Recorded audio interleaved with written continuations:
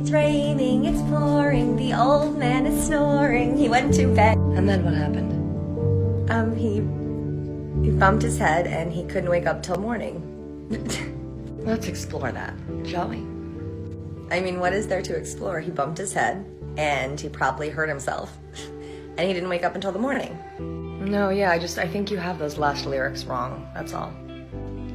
He couldn't wake up till the morning. He couldn't get up in the morning. Till morning. The lyrics are in the morning. Hold on. This poor old man, you know? Yeah, but me, if he didn't get up in the morning...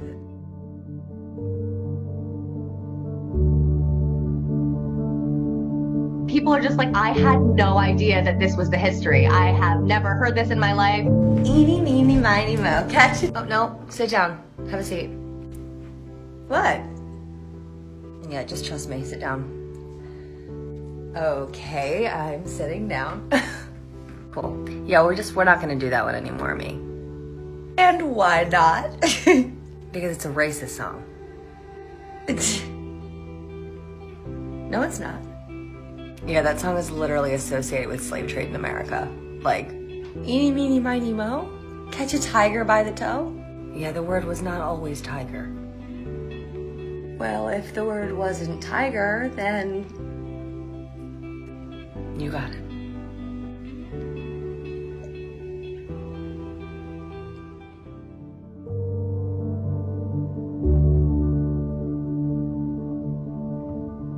Some are a lot more straightforward than others, but then there are a few different interpretations, and that's where it gets into like the folklore type of ideology around it. Jack and Jill went up the hill to fetch a pail of water. Jack... You like that one, huh? Yeah. No, yeah, it's like one of my favorites. My parents used to sing it to me like all the time. And you know what that's about? Yeah, it's about these two kids that go up this hill and then they fall down and get a boo-boo. Have you ever heard of the French Revolution? Yeah. And Louis XVI and Marie Antoinette. Heard of them? I don't know what... Do you know what happened to Louis XVI and Marie Antoinette? I mean, they were beheaded for treason, but what does that have to do with this? And what did Louis lose when he was beheaded? His crown? Yeah. And Jill came tumbling after. Kind of just pick my favorite. And for the most part, I feel like a lot of it is rooted in truth. And then some of it just gets kind of twisted along the way throughout history. Do you know the Muffin Man, the Muffin Man, the Muffin Man? Good morning.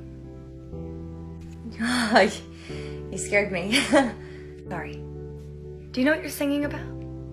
Yes, the Muffin Man, who lives on Drury Lane. That's it. Do you know Frederick Thomas Linwood, by any chance? Frederick No, I don't recall. Well, I think you could find it. Yeah, no, I might have it. Was he England's first serial killer? He sure was.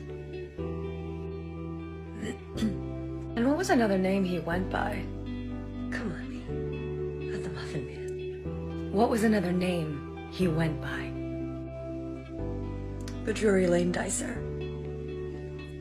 Yeah. And who were his targets? The children. Yeah.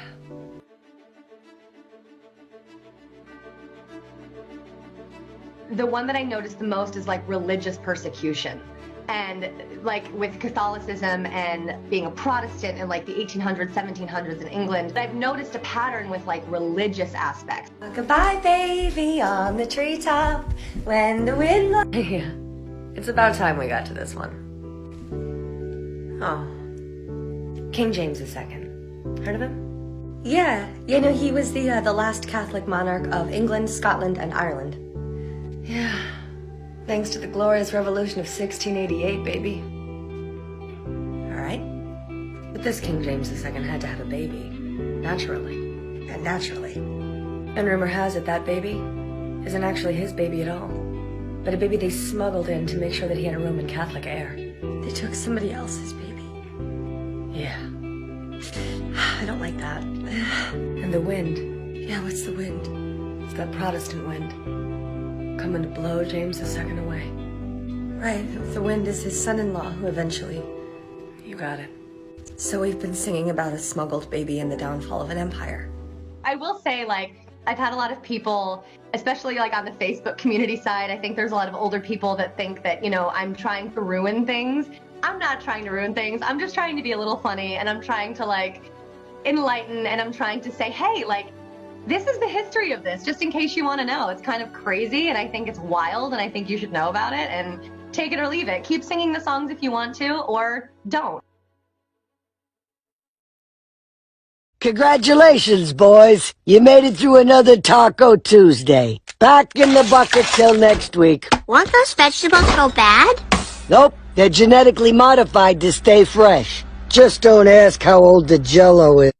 Ew. Overreactor.org warns that over half of the vegetables sold in this country are genetically modified organisms whose effect on humans is unknown.